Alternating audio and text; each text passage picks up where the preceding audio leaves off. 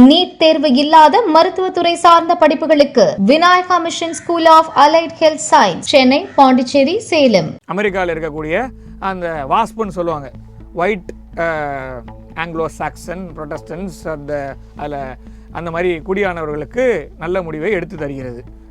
அதுக்காக அவங்க கவனம் இருக்காங்க. இதை மம்தா பானர்ஜி அவர்களே சொல்கிறது என்னென்னா, பாஜக வந்துருச்சுன்னா பார்டரை ஃபென்ஸ் பண்ணிடுவாங்க, அதனால பார்த்து ஓட்டு போடுங்கன்னு கேட்டாங்க. ஸோ அந்த அளவுக்கு இருக்கு.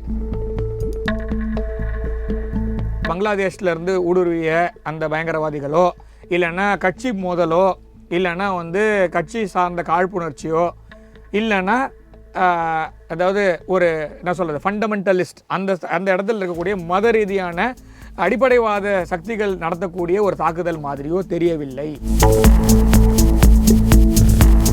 பாகிஸ்தானுக்கு ஆப்கானிஸ்தானிடமிருந்து அச்சுறுத்தல் இருக்கிறதான்னு கேட்டீங்க.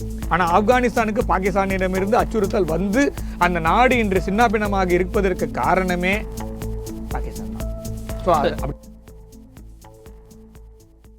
தினமலர் நேயர்களுக்கு வணக்கம். இன்றைய சிறப்பு நேர்காணல் நிகழ்ச்சியில் நம்மோடு இணைந்திருப்பது ப்ரொஃபஸர் கணேஷ்குமார் அவர்கள்.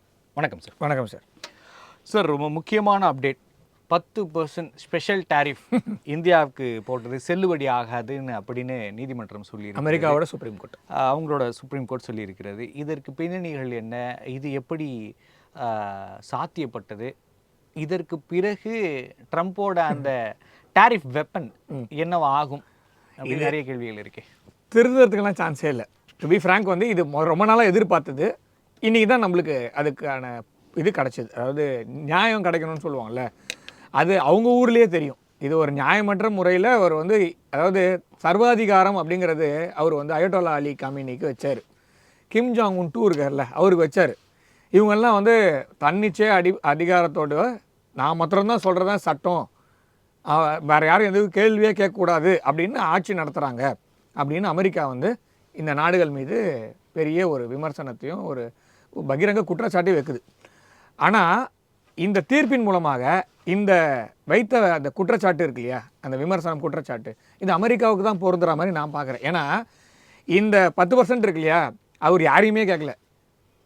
அவருடைய செக்ரட்டரிஸை கேட்டாரான்னா தெரில, காங்கிரஸுக்கும் போகல, செனேட்டுக்கும் போகல. நான் அவருடைய எல்லா அந்த முடிவுகள் இருக்கு இல்லையா, ஜனவரி மாதம் 21 2025, நான் சொல்கிறது ஒரு வருஷம் 5 மாதத்துக்கு முன்னாடியிலேருந்து அவர் எடுத்த எல்லா முடிவும், நான் அமெரிக்க ஜனாதிபதி டொனால்ட் ஜே ட்ரம்ப்பு அமெரிக்காவை முதன்மையாகுவதற்காக தேசிய பாதுகாப்பு அச்சுறுத்தல் காரணமாக இதெல்லாம் எழுதிடுவார். முதல்ல கீழே இதெல்லாம் ஃபில் பண்ணின்னு இருக்கார். இப்படி தான் பண்ணியிருக்கார். இது எல்லாமே அது டெம்ப்ளேட் ஸ்டாண்டர்டு. அது கீழே இருக்கிற காரணத்தை மாத்திரம் மாற்றுவார், நாட்டோட பேரை மாற்றுவார், பர்சன்டேஜை மாற்றுவார். மற்றெல்லாம் டெம்ப்ளேட்டாக வச்சுருக்கிறாரு. அவர் அன்றைக்கி தூங்கி எழுந்த பிறகு அப்படியே நியூஸ் பார்ப்பார். அதாவது சொல்லுவாங்க, இந்த மாதிரி இந்தியா இது மாதிரி நடக்குது, சரி ஓகே இந்தியா எழுதிங்க, எவ்வளோ பர்சன்ட்டு, இந்த 10, அந்த மாதிரி எழுதுனது தான் இந்த 10%ன்றது தவிர அவர் அதுக்கான காரணம் எதுவும் அவர் சொல்லலை. அதே மாதிரி அவர் 10ஓட நிறுத்தினார்னா அவர் 10ஓட நிறுத்தலை, அவர் 50ன்னாரு. அப்புறமா 200 வரைக்கும் போனார். அப்புறம் திருப்பி 50க்குன்னு குறைச்சார். அப்புறம் அஃபிஷியலாக இப்போ இருக்கிறது 25. இதுதான், அதாவது நீங்கள் அந்த கிரானாலஜிக்கல் ஆர்டரில் டேட்டா எடுத்து பார்த்தீங்கன்னா பிப்ரவரியில் 10, மேல 50, அப்புறமா நவம்பரில் திருப்பி 25, அப்புறம் 60, திரும்ப 25, கடைசியாக இந்த மாடு வாங்குறதுக்கு இந்த சந்தையிலலாம் துண்டு போட்டு பேசுவாங்க தெரியுமா, அதே மாதிரி தான் அவர் பிஹேவ் பண்ணுறாரு தவிர ஒரு முதல் தர ஒரு நாட்டோடைய தலைவர் மாதிரி அவர் பேசவே இல்லை. துண்டு போட்டு விரல பிடிச்ச மாதிரி 18 கட்சியில் நிற்கிறார். இப்போ இந்த தீர்ப்பின் மூலமாக இது மாதிரி தான் தோன்றித்தனமாக சொல்கிற அந்த விஷயத்திற்கு கடிவாளம் போடப்படும் அதெல்லாம் வராது. அதெல்லாம் கிடையாது. அவர் அதாவது காரிய பைத்தியம்னு சொல்லுவாங்கள்ல, நான் சொல்கிறது தப்பு தான் அப்படின்னு ஒரு நாட்டோடைய தலைவரை அப்படி சொல்ல முடியாது. பட் ஸ்டில் காரிய பைத்தியம் எப்படி பிஹேவ் பண்ணுமோ அது மாதிரி தான் இவருடைய ஆக்ஷன்ஸ் இருக்குது. இவர் எடுக்கிற ஆக்ஷன்ஸ் எல்லாம் அமெரிக்காவில் இருக்கக்கூடிய சிலர் குடிமகன்களுக்கு நல்லது செய்கிறது இல்லைன்னே சொல்ல. அமெரிக்காவில் இருக்கக்கூடிய அந்த வாஸ்புன்னு சொல்லுவாங்க, ஒயிட் ஆங்கிலோ சாக்சன் புரொட்டஸ்டன்ஸ், அதில் அந்த மாதிரி குடியானவர்களுக்கு நல்ல முடிவை எடுத்து தருகிறது. அதுக்காக அவங்க கவனம் இருக்காங்க. தட் டசன்ட் மீன் எல்லா அமெரிக்கர்களுக்கும் இது பலன் தருமானா கிடையாது. இன்னொன்று, அமெரிக்காவில் இருக்க அமெரிக்காவுடைய எல்லா பிரஜைகளுக்குமா இல்லை இல்லை டேக்ஸ் வாருக்கு அகெயின்ஸ்டாக அமெரிக்காவிலே நிறைய குரல்கள் கேட்குது. அது எந்த அளவுக்கு நான் என்ன கேட்குறேன், அமெரிக்காவில் உண்மையிலேயே அந்த குரல் வருதா, இல்லை சும்மா பேருக்கு நானும் அடையாளமாக நம்ம ஊரில் வந்து உண்ணாவிரதம் இருக்க மாதிரி காலைல ஆரம்பித்து மத்தியானம் முடிச்சுட்டு போயிடுறாங்க. அதே மாதிரி தான் இருக்குது இந்த அமெரிக்காவில் இருக்க போராட்டம்லாம். நம்ம ஊரில் பீச் ஓரமாக உண்ணாவிரதமோ இல்லைன்னா நம்மளுடைய இந்த இது இருக்கு இல்லையா, வள்ளுவர் கோட்டத்தை பக்கத்தில் டெய்லி வந்து ஒரு போராட்டம் நடக்கும் ஜென்ரலாக. இப்போ போகும்போது பார்த்திங்கன்னா இருக்கும். அந்த மாதிரி தான் இருக்கே தவிர இது உண்மையிலே கான்க்ரீட்டாக அமெரிக்காவில் வந்து டீப் ஸ்டேட் இருக்குதுன்னு சொல்கிறாங்க. அமெரிக்காவில் 2 டீப் ஸ்டேட் இருக்குதுன்னு சொல்கிறாங்க. அமெரிக்காவோட பிரசிடென்ட் வந்து எதுவுமே கேட்காம உலகத்துக்கெல்லாம் வாரி வழங்குறியே இந்த உங்களுடைய என்ன சொல்கிறது ஜனநாயகத்தை. நான் சொன்னது இது உண்மையான ஜனநாயகம். ஸோ அதை வந்து எல்லா ஊருக்கும் கொடுக்குறீங்களே, நீங்கள் உங்கள் ஊர்லேயே ஜனநாயகம் இருக்கா இல்லையான்னு தெரியலையானா அப்போ நீங்கள் எப்படி போராட்டம் பண்ணணும்? கடைசியாக ஜனநாயகம் கொடுக்க போன ஈரான் கொடுத்துட்டாங்களா? எப்படி கொடுப்பாங்க பாருங்கள். இப்போ அந்த இடத்துல அவன் சொல்கிறத கேட்க மாட்டேன்றதான் இப்போ இந்த பிரச்சனையில் வந்து நிற்கிது. ஸோ இப்போ இந்த 10%ஓடு நிற்காது, இது மற்ற நாடுகளுக்கு போகும். பிரேசில் தான் முதல்ல இந்த கேஸில் வின் பண்ணது. நம்மளுக்கு முன்னாடி வந்து பிரேசில் மேலே ஒரு டாரிஃப் போட்டார். 50% சொன்னார், 60% போனார். அதை தலையிலே கொட்டி உட்கார வச்சுட்டாங்க.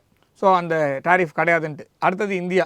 ஸோ இப்போ இதுக்கு மேலே எல்லா நாடுகளுக்குமே அவர் வந்து அது கார்பெட் மாதிரி தான் போடுவாங்க.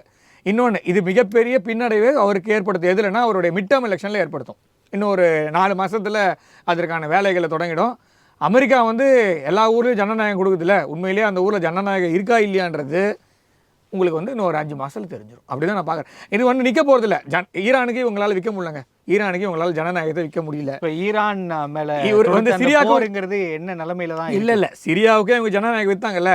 அதாவது அமெரிக்கா சோல்ஜரை தலையை வெட்டி ஃபோட்டோ போஸ்ட் கொடுத்தவர் இப்போ சிரியாவோட பிரசிடெண்ட்டாக இருக்கார். அவரை வந்து ட்ரம்ப் என்ன சொல்கிறாருன்னா, ஐ லவ் தட் கை அப்படின்றாரு. நான் தான் அவனை அங்கே உட்கார வச்சான்னு வேறு பகிரங்கமாக பேட்டி கொடுக்குறாரு. இவர் தான் இவங்களோட ஜனநாயகம். நெக்ஸ்ட்டு ஈரான் கேட்க போகிறது இல்லை. ஈரான் வந்து அதான் பூட்டு போட்டதுக்கு வந்து நீ வந்து தந்து போ அப்படின்னு சொல்கிறது லெவலில் தான் இருக்குது. So it's not going to work. So America வந்து ஒரு மிகப்பெரிய உள்நாட்டு பிரச்சனையில் மாட்டப்போகுது. அதற்கான எல்லா வேலைகளும் ட்ரம்ப்பு அதுக்கு முன்னாடி இந்த ஜோ பைடன் செய்து விட்டார்கள் அப்படின்னு தான் நான் பார்க்குறேன். அமெரிக்கா ஒரு தாக்குதல் நடத்திட்டு அமைதி இன்னும் தொடர்கிறது, போர் நிறுத்தம் இன்னும் தொடர்கிறது அப்படின்னு சொல்லியிருக்காரு.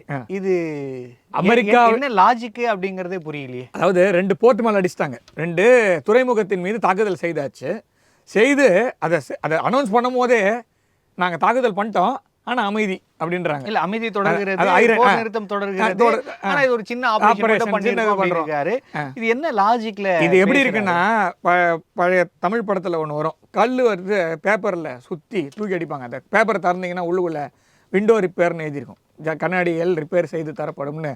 ஒரு பேப்பர் எடுத்து அந்த பேப்பரில் ரிப்பேர் ஃபோன் நம்பர் எழுதி அட்ரஸ்லாம் எழுதிட்டு கல்லை வச்சு சுற்றி தூக்கி ஒருத்தன் வீட்டு ஜன்னலில் விட்டிங்கன்னா என்ன ஆகும்? அதே தான் அமெரிக்கா பண்ணிடுது. அமைதி அப்படின்னா அதுக்கேற்ற மாதிரி வேலையை செய்யணும். மிசைல் எடுத்து போய் அடிச்சுட்டு அமைதினா அவன் என்ன பண்ணுறான், 100 ஸ்பீட் போட்ஸ் சுற்றிட்டு இருக்கான் அந்த ஏரியாவில். பெர்ஷியன் கல்ஃபில் முக்கியமாக ஸ்ட்ரைட் ஆஃப் ஹார்மூஸில் 100 ஸ்பீட் போட்டு நார்மல், அதாவது பெரிய சேட்டலைட்லாம் வேண்டாம், சாதாரணமாக பார்த்தாலே தெரிகிற மாதிரி ஒரு 100 ஸ்பீட் போட் வச்சு சுற்றிட்டு இருக்கான். அவனுக்கு ஒன்றும் பெருசாக அடி வாங்கின மாதிரி தெரியல. அமெரிக்கா தான் மிகப்பெரிய பிரச்சனை இல்லை, சிக்கியிருக்கு இதுலேயும். அதனால் அமெரிக்காவுடைய டிஃபென்ஸ் எக்ஸ்பர்ட்ஸ் இருக்காங்க, அமெரிக்காவோட டிஃபென்ஸ் அனலிஸ்ட்டு, அப்புறமா அதை செய்தி கொண்டு போய் சேர்க்குற ஜேர்னலிஸ்ட்டு, எல்லாருக்குமே பெரிய குழப்பமாக இருக்குது. இது வந்து இது மாதிரி செய்தியெல்லாம் வெளியிடலாமா, இது சரியான செய்தி தானா? அங்கே வந்து சோஷியல் மீடியா டிவைட் ஆகிருக்கு. இது வந்து எந்த விதத்தில், அதாவது ஒரு வார்த்தையற்ற, என்ன சொல்கிறதுன்னு வார்த்தையில் இல்லாத ஒரு நிலையில் தான் அமெரிக்காவை இந்த மாதிரி விஷயத்தை கொண்டு போய் சேர்க்குறாங்க. முக்கியமாக ட்ரம்ப் அவர்கள் இந்தியாவுக்கு ஒரு வாழ்த்து செய்தியே சொல்லியிருக்காரு. மேற்கு வங்கத்தில் வெற்றி பெற்ற மோடிக்கு வாழ்த்துகள் அப்படின்னு.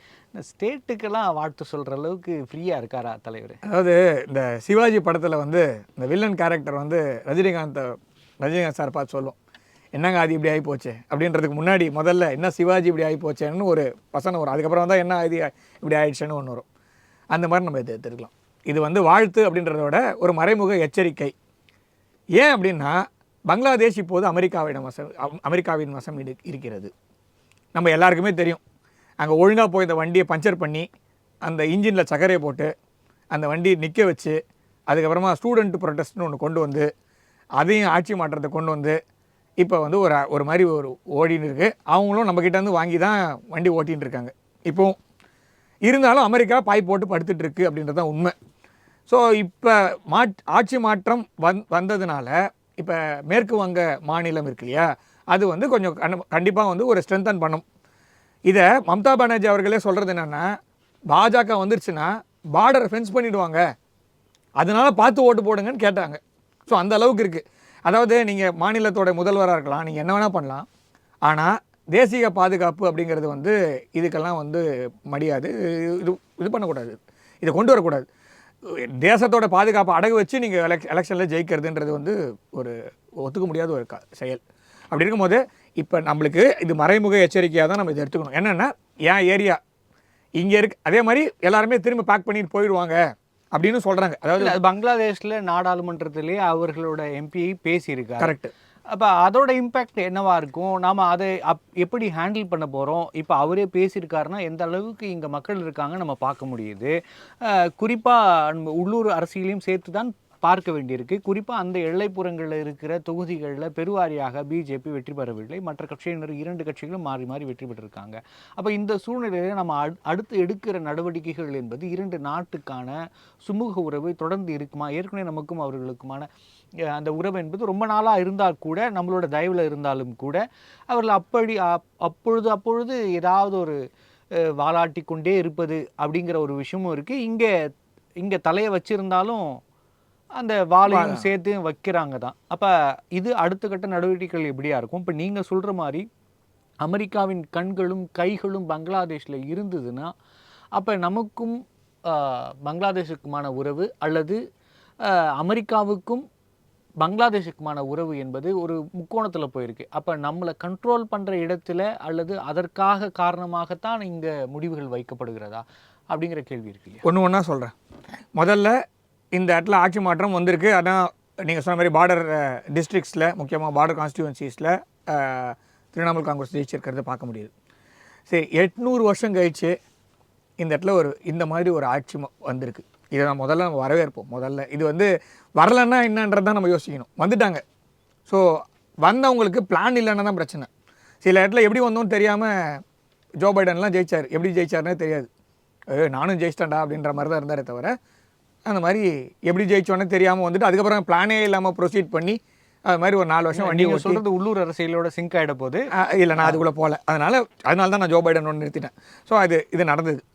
ஸோ அந்த மாதிரி ஒரு ஆட்சி பாஜக பங்களாதேஷில் மாற்றத்தை வரும்போது இங்கே நம்ம வந்து ஆட்சி மாற்றத்தை இந்த இடத்துல கொண்டு வரணும்னு நம்ம கங்கணம் கட்டியாச்சு. ஏன்னா இது வந்து 15 ஆகஸ்ட், அதாவது சொல்ல போனால் 14 ஆகஸ்ட்டு 2024, நான் சொல்கிறது நம்மளுடைய எலெக்ஷன் முடிஞ்சு 24, அப்போ தான் பங்களாதேஷில் அந்த பிரச்சனை ஆரம்பிக்குது.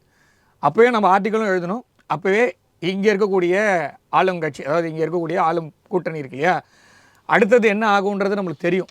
இந்த ஜென்சி புரட்சி தான் ஆரம்பிச்சது. அது சாதாரணமாக ஒரு மாணவர்கள் போராட்டமாக ஆரம்பிச்சு அது எந்த லெவலில் போச்சுன்னு பார்த்தோம்.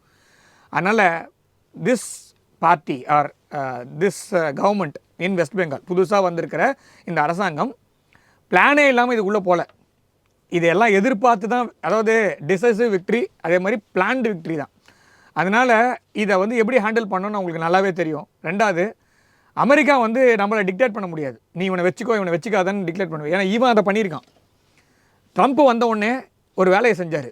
கண்ணை கட்டி கையிலெல்லாம் கஃப் போட்டு காலிலெல்லாம் கஃப் போட்டு பரேட் பண்ணி கூட்டின்னு வந்து விட்டுட்டு போனார் எல்லா ஊர்லையும். நம்ம ஊர்லலாம் அரசியல்வாதிகள்லாம் பார்த்தியா இந்த மாதிரிலாம் பண்ணுறாங்கன்ட்டு. அவன் ஊரில் இல்லீகலாக சட்டத்துக்கு புறம்பாக உள்ள குடியேறினா அவனை இப்படி தான் கூட்டிகிட்டு வந்து விடுவாங்கன்றது அப்போவும் நம்ம என்ன பண்ணோம், அமெரிக்காவுக்கு தான் சொன்னோம். ஏன்னா அவன் ஊர் சட்டத்திட்டத்தில் அப்படி தான் இருக்குது.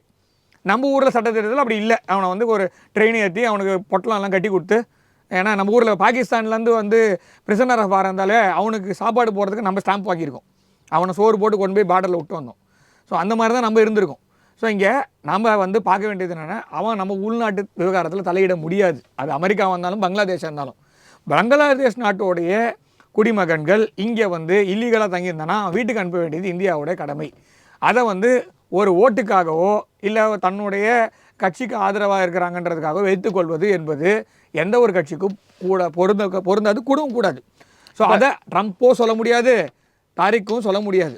இது 2 பேருமே சொல்ல முடியாது. ஏன்னா இது இந்தியாவோட உள்நாட்டு இல்ல விவகாரம். சொல்ல முடியாதுங்கிறது நம்ம அந்த இடத்துல இருக்கோங்கிறத நம்ம புரிஞ்சுக்கலாம். ஆனா வெற்றி கொண்டாட்டங்கள் இன்னும் வெஸ்ட் பெங்கால்ல ஆரம்பிக்கிறதுக்கு முன்னாடியே சுவேந்து அதிகாரியின் உதவியாளர் கொல்லப்பட்டிருக்கிறார்.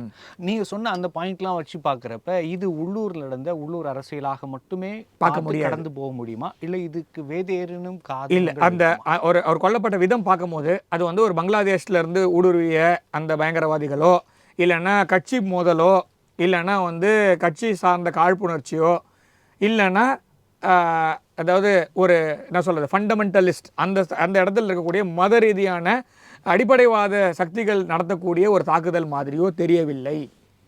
இதை நம்ம கண்டிப்பாக சீரியஸாக தான் எடுத்துக்கணும். இந்த தாக்குதல் அப்படியாக இல்லைன்னா எப்படியா இருக்குங்கிற ஒரு கேள்வி. இது வந்து கண்டிப்பாக இங்கே லோக்கலில் இருக்கிற ஹேண்டு மாதிரி இல்லை. இது லோக்கல், அதாவது சொன்னேன் இங்கே எப்போவுமே நடக்கக்கூடிய தாக்குதல் எப்படி தாக்குதல் பண்ணி எப்படி வந்து உயிரிழப்பு ஏற்படுத்தும் அப்படின்றது ஒரு நிறைய பார்த்துருக்கோம். ஏன்னா போன வாட்டி எலெக்ஷன் ரிசல்ட் வரும்போது எவ்வளோ பேர் உயிர் பலி ஆனார்கள்னு நம்ம பார்த்துருக்கோம். ஆனால் அது எல்லாத்துக்கும் ஒரு இந்த மாதிரி தான் நடந்திருக்குன்னு சொல்ல முடியும். ஆனால் இது வேறு மாதிரி இருக்குது. ஸோ அதனால தான் நான் சொல்கிறேன். இதுக்கான என்ன சொல்கிறது இதுக்கான ரிசர்ச் பண்ணி, அதாவது இது முதல்ல வந்து கேஸ் ஃபைல் பண்ணியிருக்காங்க. ஸோ இதை வந்து இன்வெஸ்டிகேட் பண்ணிவிட்டு இதற்கான முடிவுகள் கொஞ்ச நாளில் தெரியும். அப்போ நம்ம பேசுவோம், இதை பற்றி நம்ம திரும்பி பேசுவோம். கண்டிப்பாக சார். இப்போ ஈரான் மீதான போர் என்பதே இந்தியாவிற்கான ஒரு நெருக்கடி அப்படிங்கிறத நம்ம தொடர்ந்து இதே மேடைகளில் பேசிகிட்டு இருக்கோம். அப்போ இந்த சமயத்தில் இந்த தேர்தல் முடிவுக்கு பிறகு பங்களாதேஷில் எங்களோட அமெரிக்காவோட கைகள் இருக்குது அப்படிங்கிறதையும் பார்க்குறோம். அதற்கு நடுவில் பாகிஸ்தானுக்கு IMFலேருந்து ஃபண்டும் வருது, ப்ளஸ் சைனாவோட சப்போர்ட்டும் வருகிறது. இப்போ ஒட்டுமொத்தமாக இந்தியாவின் வளர்ச்சியை முடக்குவதற்கான வியூகங்கள் வகுக்கப்பட்டிருக்கிறதா, இல்லை இது தனித்தனியாக நிகழ்வுகளாக நம்ம பார்க்கலாமா? தனித்தனியான நிகழ்வுகள்லாம் நான் பார்க்கல. இது ஆப்ரேஷன் சிந்தூரில் செமுத்தியான அடி வாங்கின பிறகு பாகிஸ்தான் தன்னுடைய பிச்சை பாத்திரத்தை பல நாடுகளுக்கு எடுத்து சென்றது. அதில் வந்து நிறைய பேர் பிச்சை போட மறுத்துட்டாங்க. முக்கியமாக வளைகுடா நாடுகளில் அதாவது இந்த ஈரானு, ஈராக்கு, அப்புறமா இந்த சவுதி அரேபியா, இந்த பிரச்சனையினால அவங்க முதல்ல இவங்களை கைட்டி விட்டாங்க. இது வந்து கொஞ்ச நாளுக்கு முன்னாடியிலேருந்தே ப்ராப்ளம் தான். பாகிஸ்தான் வந்து எல்லா இடத்துலேருந்தும் இது மாதிரி பண்ணுறாங்கன்னு கைட்டு விட்டாச்சு, அதனால் கிடையாது. ஸோ அதுக்கப்புறமா சைனாவும் துருக்கியும் ரொம்ப நாள் இவங்களுடைய ஆதரவாளர்கள். 80% சைனாவிடமிருந்து தான் இராணுவ தளவாடங்களை பாகிஸ்தான் வாங்குகிறது. IMF வந்து பிளாக் லிஸ்ட் பண்ண வேண்டிய கண்ட்ரிக்கு, பிளாக் லிஸ்ட் பண்ணி உட்கார வைக்க வேண்டிய கண்ட்ரிக்கு கிட்டத்தட்ட $1 பில்லியன் அளவுக்கு ஃபண்டு ரிலீஸ் பண்ணுறான். $900 மில்லியன் இவன் ஆர்டர் ப்ளேஸ் பண்ணுறான் சைனா கிட்டேயும் டர்க்கி கிட்டேயும். என்னெல்லாம் ப்ளேஸ் பண்ணுறான்னா ட்ரோன்ஸு, இல்லை சில நல்ல சொஃபஸ்டிகேட்டட் ட்ரோன்ஸ் எல்லாம் ஈரானில் பார்க்குறோம்னா அதே மாதிரி இருக்கக்கூடிய அதோட நல்ல ட்ரோன்ஸ் எல்லாம் டு பி ஃப்ராங்க் அவங்கக்கிட்ட இருக்குது, டர்க்கி கிட்ட இருக்குது, அதை வாங்குகிறான். JF-17 ரக விமானங்களை சைனாவிடம் 150 நம்பர்கள், 150 ஒரு பெரிய நம்பர் தான். அதை சைனா வந்து பணத்துக்காக கொடுக்குறானா இல்லை வேறு எதுக்காக கொடுக்குறானா, இல்லை எலி மாதிரி இந்த லேப்ராட்டுன்னு சொல்லுவோம்ல அந்த மாதிரி டெஸ்டிங் இவங்களுடைய விமான எதிர்ப்பு சாதனங்கள்லாம் நம்ம பார்த்தோம். ஸோ ஆப்ரேஷன் சிந்தூரில் விமானம் ஏவுகணை எதிர்ப்பு இதெல்லாம் வந்து நம்ம பல்லிழிச்சுது. அதே தான் ஈரான்லேயும் அயட்டோல்லா அலி காமினி அவர்கள் சாவும் போது அது அவருடைய மரணம் போதும் இதே தான் தெரிஞ்சுது. ஏன்னா சைனாவுடைய ரேடார், ரஷ்யா சொன்னாங்க நாங்கள் வேணால் கொடுக்குறோன்னு, வேணாம் நாங்கள் சைனா கிட்ட வாங்கியிருக்கோம் நாங்கள், அந்த லெவலில் தான் அது இருக்குது. ஸோ அதே மாதிரி 150 நம்பர் வெறும்னு நம்பர் காமிக்கிறாங்களா, இல்லை இவங்ககிட்ட வந்து கடனை வாங்கிட்டோம், இவங்ககிட்ட கடன் திரும்ப வரப்போகிறதில்ல, சரி அட்லீஸ்ட் இந்த இடத்துல இவனை பிஸியாக வச்சுக்கிறதுக்கு ஏதாவது வைக்கிறதுக்காக கொடுக்குறாங்களா தெரியாது. ஆனால் இது நம்மளுக்கு அச்சுறுத்தலானா கண்டிப்பாக அச்சுறுத்தல் தான். ஸோ நம்மளுக்கு டர்க்கி கிட்டேருந்து அச்சுறுத்தல் இருக்குது, பாகிஸ்தான் மூலமாக சைனாவிடமிருந்து அச்சுறுத்தல் இருக்குது, அமெரிக்காவிடமிருந்து அச்சுறுத்தல் இருக்குது பாகிஸ்தான் மூலமாக. ஏன்னா ஒருத்தன் பணம் கொடுக்குறான், ஒருத்தன் விமானம் கொடுக்குறான், ஒருத்தன் ட்ரோன் கொடுக்குறான், எல்லாம் ஒரே நாட்டுக்கு கொடுக்குறாங்க. அவங்களுடைய காமன் எதிரி அப்படின்னு பார்த்தீங்கன்னா இந்தியா தான். ஸோ அதனால் இந்தியாவை எதிர்த்து இந்த 3 நாடுகளும் ஏன்னா இதில் இருந்து நீங்கள் வந்து டர்க்கிக்கும் அமெரிக்காவுக்கும் எதிர்ன்னு சொல்ல முடியாது. டர்க்கியும் அமெரிக்காவும் நேட்டோவில் இருக்க நாடுங்க. டர்க்கி வந்து குரூப்பில் டூப்பு, எல்லா குரூப்லேயும் இருப்பான், நேட்டோவில் இருப்பான், EUவில் இருப்பான், அப்புறமா வந்து அமெரிக்காவோடைய நட்பு வட்டத்துலேயும் இருப்பான், எதிரி வட்டத்துலேயும் இருப்பான், பாகிஸ்தானோட நட்பு வட்டத்தில் இருப்பான், இஸ்ரேலோட ஹிட் லிஸ்ட்டில் 2 பேர் இருக்காங்க, இதுவும் இருப்போம். ஸோ அப்படி தான் நம்ம பார்த்துக்கணும். இப்போ பாகிஸ்தானுக்கு ஆப்கானிஸ்தானிலிருந்து நிறைய அச்சுறுத்தல்கள் இருக்குது அப்படிங்கிற அந்த பாயிண்டில் பார்க்குறப்ப இது இந்தியாவுக்கு எதிராக மட்டும்தான் இவங்க இவ்வளோ அவசரமாக வாங்குறாங்க நம்ம புரிஞ்சுக்கலாமா, இல்லை அதை ரிட்டாலியேட் பண்ண வேண்டியிருக்கு, ப்ளஸ் வந்து மற்ற பிரிவினைவாத குழுக்கள் இருக்கிறது, அங்கே தற்காத்துக்க வேண்டிய சூழ்நிலை இருக்கிறது அப்படிங்கிறதான் பார்க்கலாமா? பாகிஸ்தான் அப்படிங்கிறது ஒரு ஹப்பு, அது டெரர் ஹப்பாக எடுத்துக்கலாம், இல்லைன்னா அந்த பிராந்தியத்தில் எல்லாருக்கும் எதிரான ஒரு ஹப் கண்ட்ரியாக வச்சுருக்காங்க. அமெரிக்காவும் யூகேவும் மேற்கத்திய நாடுகளும் வச்சுருக்காங்க. ஸோ அந்த ஒரு நாட்டை வச்சு எந்தெந்த நாடெல்லாம் செக் வைக்கிறாங்கன்னு பார்த்தீங்கன்னா, ஈரானை செக் வைக்கிறாங்க, ஆப்கானிஸ்தான் செக் வைக்கிறாங்க, இந்தியாவை செக் வைக்கிறாங்க, அமெரிக்கா சைனாவை செக் வைக்கிறாங்க, சைனாவை அமெரிக்காவை செக் வைக்கிறாங்க. இது எல்லாத்துக்கும் காமனாக ஒரே ஒரு ஒத்த ஆள் இருக்காங்கன்னா அது பாகிஸ்தான் மாத்திரம்தான். மத்திய ஆசிய நாடுகளுக்கு எல்லாருக்குமே பெரிய தலைவலி அப்படின்னா பாகிஸ்தான் தான். நீங்கள் கேட்ட கேள்வி பாகிஸ்தானுக்கு ஆப்கானிஸ்தானிடமிருந்து அச்சுறுத்தல் இருக்கிறதான்னு கேட்டிங்க.